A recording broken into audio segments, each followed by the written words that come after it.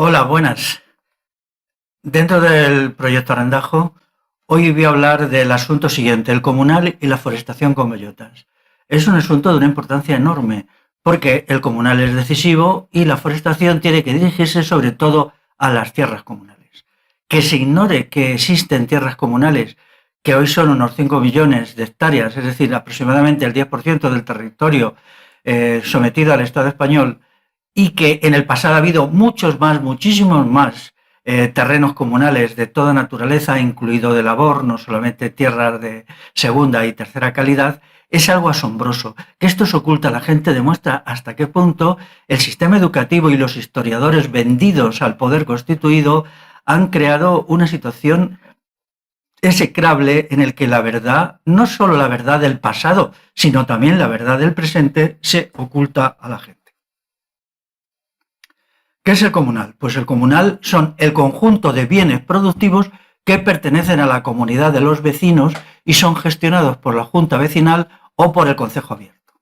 Esto quiere decir que sin junta vecinal asamblearia o concejo abierto igualmente asambleario, no hay comunal. Hay por ahí algunos sinvergüenzas que pretenden decir que comunal son las tierras del Estado que gestionan los ingenieros de montes o que gestionan el aparato burocrático administrativo del ministerio tal o de los ayuntamientos. No, esto es un engaño. Sin asamblea concejil o sin junta vecinal asamblearia no hay comunal, porque el comunal es una propiedad de todos, una propiedad mancomunada en la que se necesita la gestión directa del conjunto de quienes son copropietarios y la copropiedad se realiza en la asamblea.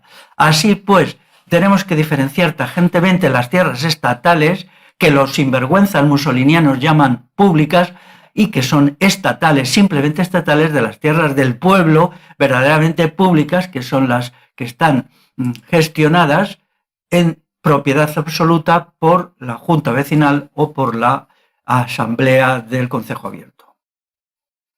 Son las tierras del común, por lo tanto, el comunal es una propiedad colectiva. En los siglos pasados existió mucho más que tierras. Casi toda la artesanía, digamos el 80% de la artesanía, de la industria y una parte muy importante de los servicios, mesones, fondas, hospitales, etcétera, eran de propiedad comunal. Esto hasta que la Constitución de 1812 lo liquidó. Es decir, que la identificación que hoy se hace de bienes comunales con tierras comunales es algo muy reciente, puesto que el Estado de lo primero que se apropió y luego vendió en su propio beneficio fueron de aquellos bienes productivos no territoriales, es decir, de las, por ejemplo, minas, de ferrerías, herrerías y de toda esta actividad que en el pasado era decisiva para la producción de los medios básicos para la vida. El comunal tiene unas características según lo que se llama los usos de la tierra o el derecho consuetudinario. No pueden ser objeto de negocio, es decir, el comunal no puede ser vendido y los productos del comunal no pueden ser convertidos en objeto de lucro grupal. Ha habido algunos casos recientes en algunos pueblos en los que, bueno, el pequeño grupito de vecinos que permanecía allí en el concejo abierto, en la junta vecinal, decidió cortar todos los árboles de un monte, venderlos y repartirse el dinero a escote. Esto es contrario al derecho consuetudinario, contrario al derecho de la tierra y ha sucedido en muy pocas ocasiones. ¿Por qué? Porque en realidad los bienes comunales son los bienes de todos los que han vivido, viven y vivirán en un territorio. Por tanto, los que ahora viven tienen que dejar los bienes comunales en las mejores condiciones para que las siguientes generaciones los puedan aprovechar. Así pues, no pueden ser objeto de negocio, no pueden ser vendidos, no pueden ser embargados, no pueden ser expoliados. Tienen que ser mantenidos para las generaciones siguientes y, por lo tanto, mejorados. Esto es importante, llevaba en el pasado a hacer recuperación periódica del arbolado por medio de siembras de bellota, por medio de forestación con plántulas, no solamente de quercus, sino de otras especies de árboles. Cuando el sistema comunal y concejil se desarticuló porque lo hizo la Constitución de 1812 para imponer el poder omnímono del aparato estatal por un lado y el poder de los ricos y terratenientes, el sistema se desarticuló y las cosas fueron cada vez peor. Peor para el arbolado, peor para la forestación. La mayor ataque a la forestación, al arbolado, al mundo rural auténtico y autóctono fue las desamortizaciones, es decir, la venta de los bienes de las comunidades rurales previa a su privatización por el Estado. Esto generó una destrucción medioambiental enorme porque la mayoría de las tierras se utilizaron primero para enriquecerse con ellas cortando los árboles, todos los árboles. Entonces estos se vendían por madera y se vendían también como leña y luego se cultivaban unos pocos años.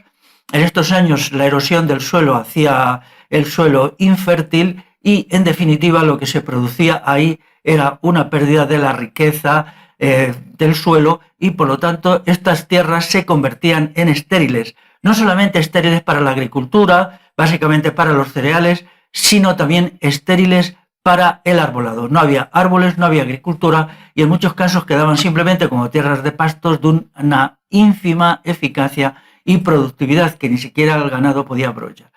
Así que, por el beneficio de unos pocos, en primer lugar del Estado,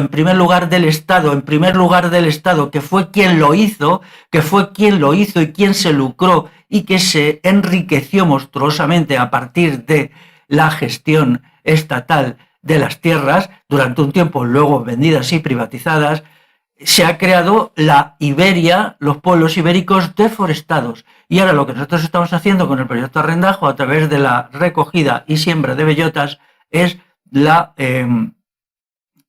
recuperación de lo que se hizo. Y no se hizo hace tanto tiempo. Por ejemplo, Castilla, que fue cantada por la chusma de la generación del 98, especialmente por ese golfo y sinvergüenza que es Antonio Machado, que primero fue un jacobino y luego un estalinista en la guerra civil. Este hombre se mofaba, se reía de la Castilla Oriental, de Soria, sin decir la verdad, que no habían sido los sorianos, los castellanos, los que habían destruido el monte, sino lo había destruido el Estado español.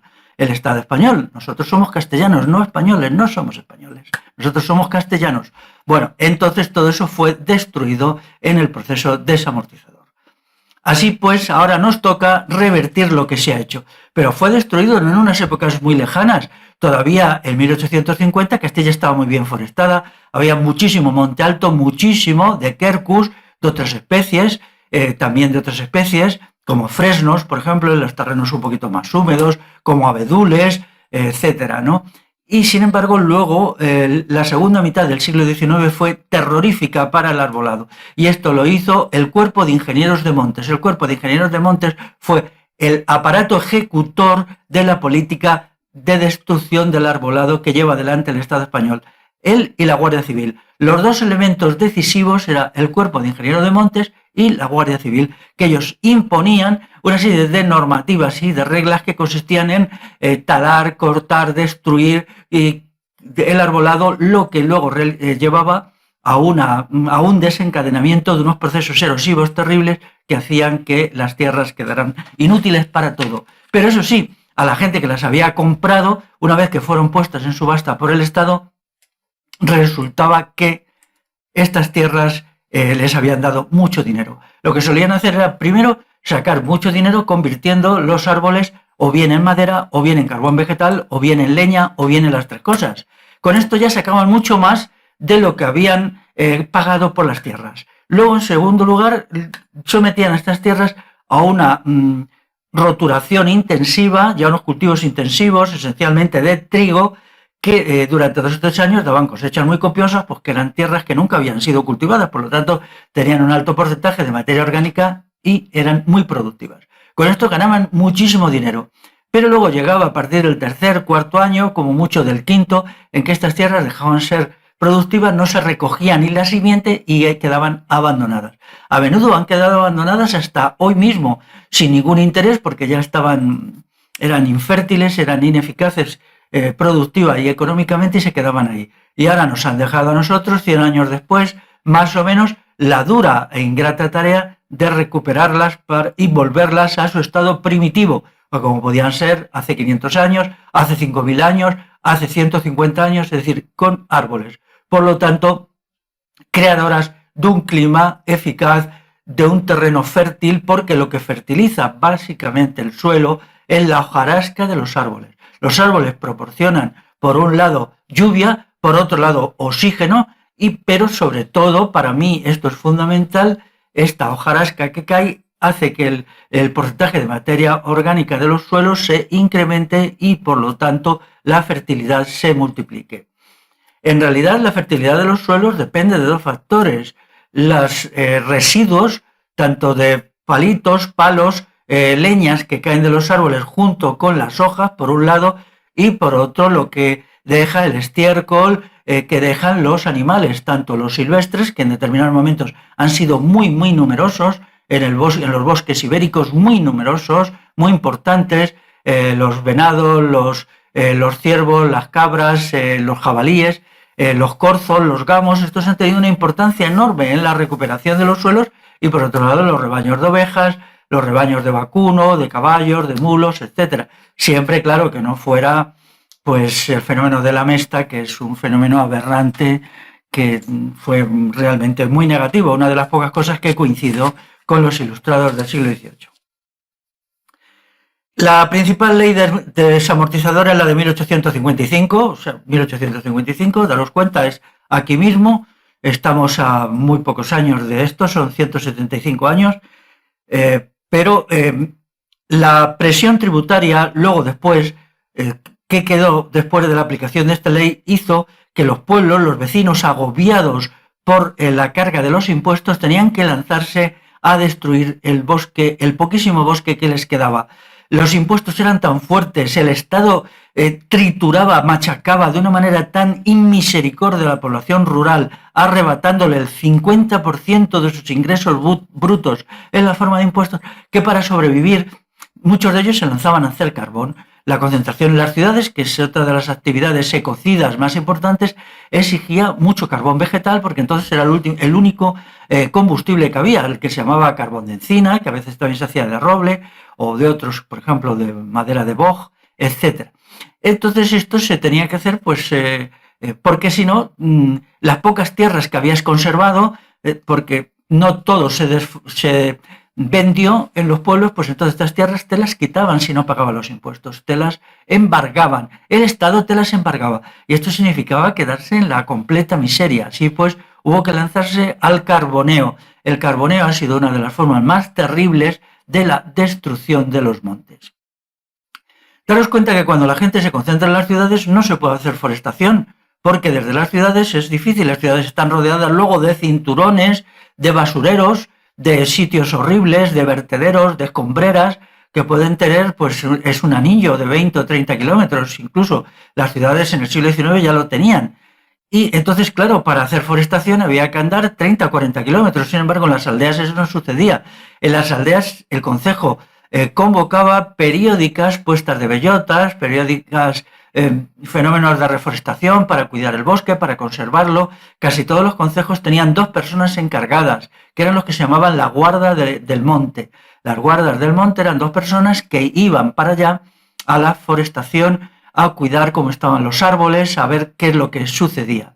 Entonces esto hacía que las cosas se mantuvieran, porque para forestar desde un pueblo pequeño, incluso de un pueblo de 3 o 4 mil habitantes, pues hay que andarse solo 2 kilómetros, que eso no es nada, eso son un cuarto de hora, pero si te alejas 1 hora, pues ya te sitúas en tierras alejadas, en tierras distanciadas, en las cuales puedes poner árboles y te llevas un saquito de bellotas y entonces los vas poniendo por allí. Eso lo solían hacer mucho los pastores en el tiempo libre, porque sabían que sin el arbolado los ganados no tenían futuro, en contra de lo que se ha dicho. Es grotesco que los ingenieros de montes, estos golfos, este cuerpo de altos funcionarios del Estado que hace lo que quiere y ha aplastado a las comunidades rurales junto con la Guardia Civil de una manera inmisericordia desde que fueron creados allá por el año 1840, más o menos, cuando la Guardia Civil sigue diciendo que son las cabras las responsables. No, miren ustedes, no, ustedes saben que eso es una mentira estúpida, porque los ganados necesitan, sobre todo en invierno, con las grandes nevadas, muchos árboles, porque los árboles impiden que el frío se haga extremo, y el frío extremo, en las condiciones de 15, 20 grados, mata a los rebaños. Entonces, para hacer que unos 20 grados en un sitio desarbolado se conviertan, 20 grados bajo cero, en 10 grados bajo cero, que eso sí lo aguantan los ganados en un sitio, se necesita que esté arbolado. Y hay documentos preciosos, yo he tenido ocasión de leerlos en algunos pueblos de la provincia de Segovia, que dicen que puesto que el monte desapareció, que ya casi no hay árboles en el término municipal, no pueden tener ganados. Y eso no tener ganados incluye el ganado cabrío. A ver si en esta cuestión ya dejamos las tonterías y nos situamos de una manera clara. O el testimonio precioso de un pastor de cabras de Cantabria que explica en contra de todos estos señoritos de ciudad que son los ingenieros de montes, cómo para el mantenimiento de los hayedos en su comarca cántabra era absolutamente necesario que hubiera rebaños de cabras. Y cuando estos se prohibieron por el gobierno de Cantabria hace como 40 años, pues los hayedos decayeron porque las cabras hacían un necesario trabajo de poda y limpieza. Entonces, teniendo en cuenta que la modernización se hizo a costa del campesinado, punto 1, y a costa de los montes, punto 2. Entonces, de los montes de su destrucción surgieron, pues, por ejemplo, la industrialización. Se pagó con el comunal. Primero, con el comunal como tierras a vender. Segundo, el comunal como árboles que existían sobre esas tierras, etcétera, etcétera. Entonces, todo esto hizo que, pues todo el proceso modernizador se pagara. El cuerpo de ingeniero de montes se pagó con lo que se robó, se expolió, se quitó a los campesinos. También la Guardia Civil fue creciendo en número a medida que el campesinado iba empobreciéndose. Y la Guardia Civil fue el instrumento fundamental que por medio de la violencia, de la fuerza, de las torturas, de los asesinatos, consiguió arrebatar a los pueblos el comunal y reducir el concejo abierto a la caricatura que hoy es. Luego está también la flota de guerra, por ejemplo, la flota de guerra que se perdió en Cuba por la inepcia, la estupidez y la cobardía del ejército español.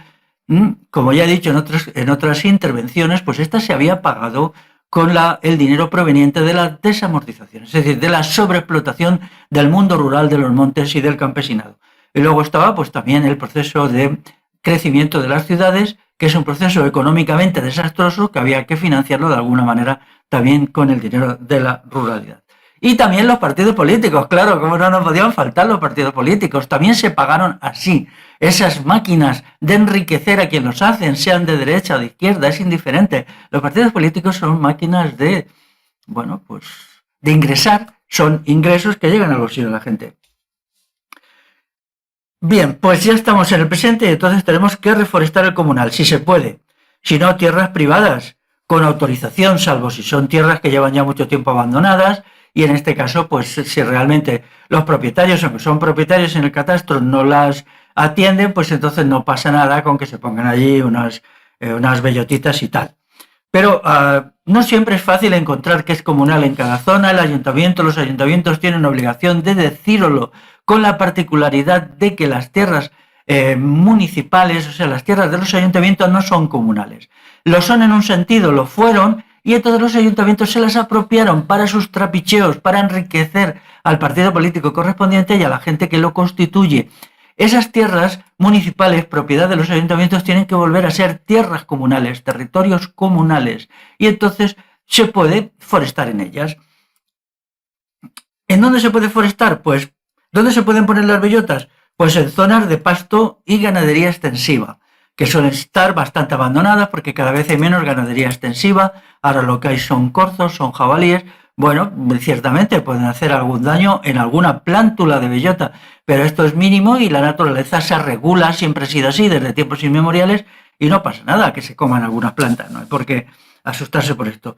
Luego, en los bordes y lindes y cometas y cunetas de los caminos. Esto es importante, y de los ríos. Los ríos tienen una servidumbre que son, me parece, 3 metros a cada lado, ríos, riachuelos y tal, 3 metros a uno y a otro que son de uso público. Y por lo tanto allí se puede poner bastante árboles de ribera a veces, es un sitio adecuado para poner robles y otras veces pues quercus simplemente. Luego en los pinares que se hicieron. Los pinares, lo voy a decir, están muy bien cuando están en su territorio, es decir, como era el pinar hace 300 años, está muy bien, pero luego el pinar se sacó de su territorio natural y de su condiciones climáticas y del terreno. Y se llevó a lugares donde nunca tenía que haber habido pinos. Y esto se hizo pues, por razones muy variadas. Ya en el siglo XVIII se empezó con el proceso de pinificación. Yo no estoy en contra con que los pinos estén en su territorio, pero sí estoy en contra de que salgan de su territorio porque los seres humanos, porque el Estado, porque las instituciones los sacan en contra de los árboles caducifolios. Los árboles caducifolios tienen una ventaja, que lanzan a la atmósfera muchísima más agua por las hojas, muchísima más que los pinos, que no pueden hacerlo porque sus hojas de forma de aguja pues no lo permiten. Entonces eso significa que cuando se sustituyen las frondosas por los pinos, los rendimientos de la lluvia caen, pero caen muy significativamente. Esto se ha observado montones de veces y por lo tanto hay que retornar los territorios que fueron pinificados a la fuerza abusivamente a su condición de espacios de quercus, espacios de frondosas. Así pues, ¿cómo se puede hacer con los pinares, por ejemplo, dedicados a la resina? Pues los arrendajos aquí hacen mucho. Los pájaros arrendajos cogen por áreas cercanas sus bellotitas y la van dejando. Tienen costumbre de enterrarlas a veces entre las raíces de los pinos y luego de aquí aparece la pequeña plántula de la encina y a partir de esta, pues a veces incluso una encina grande siempre que el pino caiga. Es importante saber cómo se tiene que hacer la transición desde el pinar a las áreas de quercus, ¿no? Hay que saberlo hacer con inteligencia, empezando por los lados norte y este.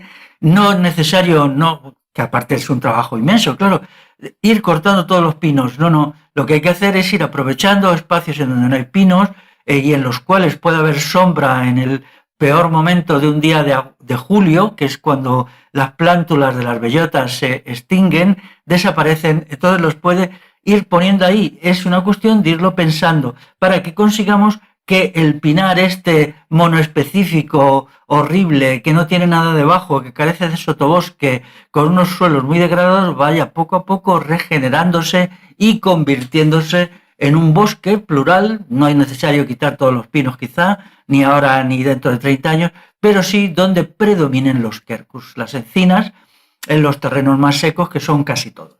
Y también quiero decir que a mí hay dos variedades de pinos que me parecen muy simpáticas. Lo que pasa es que nadie se encarga de ellos, que es el pino silvestre, que es un pino autóctono, que adopta muchas formas específicas según las comarcas y los territorios, y en muchos sitios se llama de forma específica, pino salgareño, pino de Balsaín, etcétera, etcétera.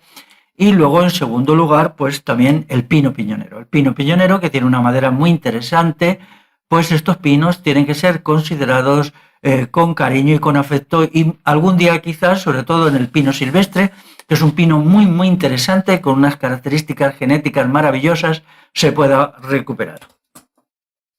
Luego, otro lugar para forestar pues son los terrenos agrícolas, cerealistas sin uso, aunque, bueno, ya sabéis, si lo hacéis, procurar que no sea en el centro de los terrenos, porque en cualquier momento, dependiendo de las fluctuaciones de los precios y sobre todo de las subvenciones de la política agraria común a la agricultura, pues entonces pueden volverse a poner en explotación. Eso significaría meterle el arado. Los arados modernos destrozan ipso facto los quercus que allá hayan nacido. Por lo tanto, debemos buscar espacios donde los arados, los ángulos de las parcelas, donde no entren los espacios en el límite, donde se acaban las parcelas, para poner allí nuestras bellotas. Todo esto hay que hacerlo con una cierta inteligencia y un conocimiento de lo que es la agricultura.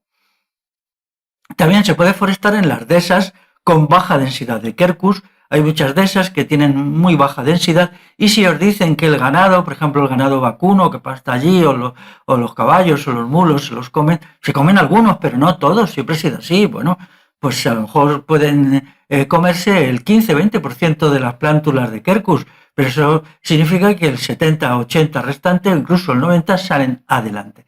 No hay que preocuparse por esto. Por ejemplo, también con lo que está sucediendo ahora con los jabalíes, esta explosión de jabalíes y de corzos, pues bueno, es la consecuencia de todas las estupideces dirigidas por los grupos ecologistas, muchas de ellas que se están haciendo, Y ahora resulta pues que tenemos tantos jabalíes y tantos corzos por la protección medioambiental mal entendida y maliciosamente, porque una cosa es equivocarse por equivocarse con buena voluntad y otra maliciosamente, que es equivocarse aposta, solamente para crear más puestos de trabajo y ganar más dinero entre la gente que vive del rollito ecologista.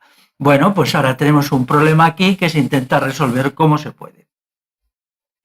Luego están también los olivares abandonados, semiabandonados, quizá un 15% de los del país. Aparte de que es conveniente, si tal de, bueno, pues coger aceitunas, coger 7, 8, 10, 15 kilos, están abandonadas, y luego las endulzáis y las convertís en aceituna de mesas. Si me llamáis, yo os doy alguna receta de cómo hacerlo, que me salen súper bien.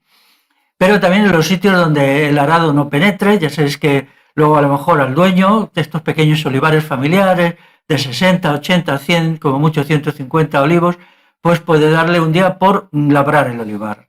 Y si lo ponéis en medio del olivar, pues se lo van a arrancar. También buscar ángulos, espacios donde el tractor, caso de que se lance, no pueda penetrar, y todos estos sitios, bordes, límites, que se puedan poner allí quercus. Quiere decir que yo lo hice una vez en un olivar hace ya bastantes años, y luego fue viendo cómo crecían los quercus.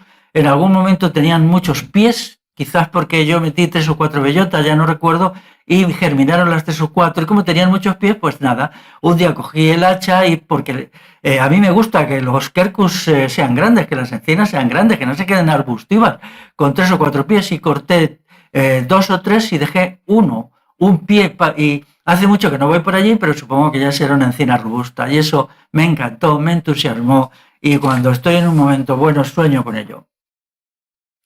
Pero también se tienen que forestar los cerritos, cabezos y collados que hay en medio de las tierras de labor. Esto antes de que se hiciera el desastre ambiental del carboneo, de la desamortización, de la deforestación. Estos cerritos, cabezas y collados estaban forestados. Todavía en algunas zonas de Castilla se ve que las tierras más llanas se dedican al cereal, y los cerritos que hay en el centro de esas tierras pues tienen todavía su pequeña manchita de encinar o de quejigo o de roble, incluso en los terrenos un poquito más húmedos y más fríos.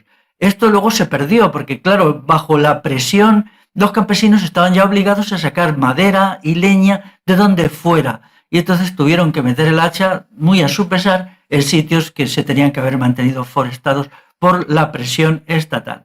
Entonces, puede ser muy magnífico, yo lo he hecho a veces, pues te metes en la tierra de labor, procurando no estropear mucho, y ya está con plantación de cereal, y llegas a este pequeño cerrito que a veces son solo 4 o 5 metros cuadrados, y vas metiendo allí tus bellotas. Lo que hay generalmente pues son las típicas plantas espinosas mediterráneas, podréis encontrar algún conejo, algún nido de perdiz, me extraña mucho porque las perdices rojas están desapareciendo, algún ratoncillo de campo y poco más.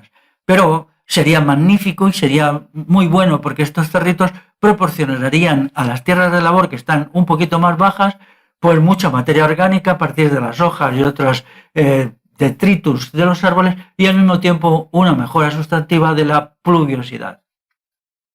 ¿Es necesario pedir permiso a los dueños para hacer esto? Yo entiendo que no. No van a tener ningún problema en que esos pequeños cerros, cabezos o collados sean forestados, cuando a lo mejor todo lo que allí puede caber son 20 o 30 encinas, 20 o 30 chaparros, de los cuales luego con suerte algunas serán encinas. Bueno, ya he dicho antes que para saber qué tierras son comunales, los ayuntamientos tienen la obligación de decirlos cuáles son comunales, pero ya os van a liar y veréis el lío, el follón que han montado, todo para confundir y embrollar. Aquí los señores ingenieros de montes han hecho su labor, pero estupendamente. Bueno, han clasificado las tierras en tantas categorías que no lo entiende nadie, cuando realmente las tierras solo son 3 categorías: tierras comunales, tierras de propiedad privada y tierras estatales. Luego las tierras estatales en sus diversas manifestaciones, las que son propiedad del Gobierno de Madrid, de las comunidades autónomas, de las diputaciones provinciales o de los ayuntamientos. Punto pelota. ¿Por qué hacen todo ese lío? Pues para embarullar a la gente y paralizarla. O sea, que amigos y amigas, cuando vayáis a investigar esto, tomároslos con paciencia. Os pido que hagáis un llamamiento local y comarcal a reconocer el comunal en la zona. porque el comunal y las bellotas tienen que ir unidos, las bellotas y el comunal tienen que ir unidos. Vamos a hacer una campaña de recuperación del comunal, de reconocimiento de su existencia, de combate por el comunal. El comunal es nuestro y tiene que ser nuestro, pero no solamente del que es nuestro ahora. El Estado nos tiene que devolver todas las tierras que nos han robado, que son probablemente unos 17 millones de hectáreas de buenísima calidad, muchas de ellas. Porque lo primero que hicieron fue robar y expoliar tierras de muchísima calidad. Nos lo tiene que devolver, nos lo ha robado desde la ley desamortizadora de 1770, incluso desde la venta de baldíos que hizo el nefasto déspota Felipe II, enemigo de Castilla número 1. Por más que ahora los patriotas, todos estos patriotillas de banderita aquí colgada, ahora intenten resucitar lo que no existió. Las Cortes de Castilla, que todavía tenían una cierta presencia popular, negaron legitimidad a Felipe II cuando vendió los baldíos. Yo estoy con las Cortes de Castilla contra este déspota y los patriotas del 3 y 4 están, lógicamente, con el militarista, imperialista, colonialista y terrorista de Estado llamado Felipe II. Bueno, pues esa es la diferencia. Vamos a reconocer el comunal, vamos a darlo a conocer, vamos a proponer su reapropiación popular y, lógicamente, vamos a proponer su forestación. Amigos y amigas, por tanto, árboles, bellotas y comunal. Precioso. Hasta luego.